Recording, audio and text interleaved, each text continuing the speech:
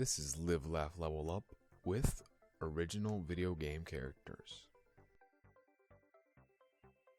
Picture some of your favorite video game characters, heroes and villains. Now think about what makes them special to you. Now think about what makes them original. Psych, they aren't. Now hold up.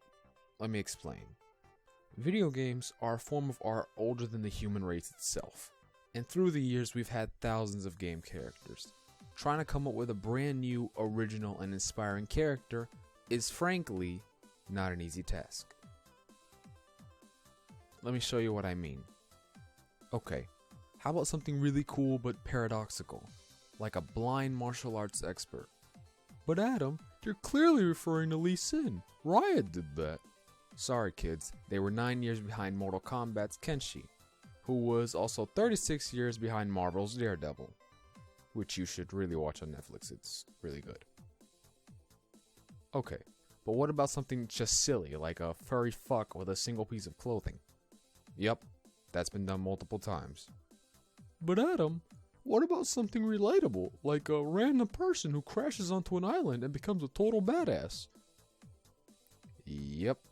The fact is that to come up with a completely 200% original character, you'd have to try really hard. You'd either have to write a shitload of lore or backstory that only a small fraction of your most dedicated fans will know, or you'd have to make a character so fucking absurd that they're actually refreshing. I mean, dude, Rayman has no arms or legs or neck, and just look at Crash. Look at him. Instead of forcing every single character to be either too deep or too nuts, maybe it's okay to take inspiration from previous games, stereotypes and tropes. Angry assholes? Sure. Notorious ninjas? Okay. Completely generic white male military soldiers, like the ones from basically every modern shooter? Just make sure to give them a little background and personality, then they're alright. Obviously, reinventing the wheel isn't always an option when coming up with game characters, but a little diversity doesn't hurt either. What if one of those furry fucks carried a bird in a backpack? Cool. What if we made a badass armored bounty hunter who was revealed to be a beautiful babe underneath? Shit, I'm down. What if we made a real ass black man with previous mistakes but who also shows such a moral brass and character that we can respect? I'll try anything once. What about a young princess who has to defeat an evil queen of the night? Okay, alright. You see, coming up with game characters is like baking from a recipe. I mean, yeah, following the instructions, some eggs, milk, flour, and suddenly you got a perfect cake or two. But what if you experimented and threw in some crazy shit, deviating from the recipe? You might be surprised at what you can make.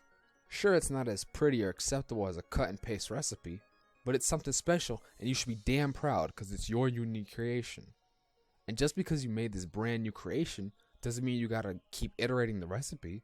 Feel free to let it grow, evolve, and become something new and beautiful. Treat your game characters like Pokemon, and I don't mean force them to compete to the death, you sick sadistic fuck. I mean in that you raise them and let them grow into whatever it is that destiny wants them to be. But you know, at the end of the day, you're just gonna make more generic white male characters with a lore that no one gives a shit about. That's what you are, and that's what you do. Hey everybody, thanks for watching.